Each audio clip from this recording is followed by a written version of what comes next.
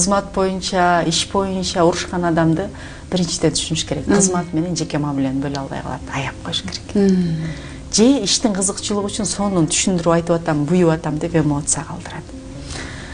Экинчиси, жеке мамиледе көрө албастык болуп аткан болсо, өзүнөн өзү сага буттасып аткан болсо түшүнүп кой, ал сага жете албай атат.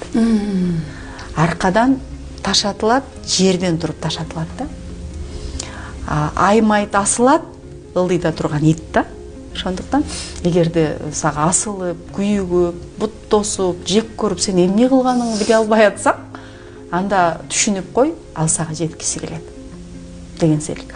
Үчүнчү нерсе, жакын жүрүп бир нерсеге тарынган болсо, анда сенен күнөө кетти.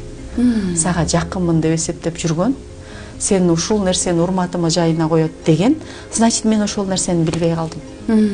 Колуңан келеби, жакын деп эсептейсиңби? Сен ошон үчүн жакын болуп жүрөсүңбү? Сага жакыным деп тарындыбы?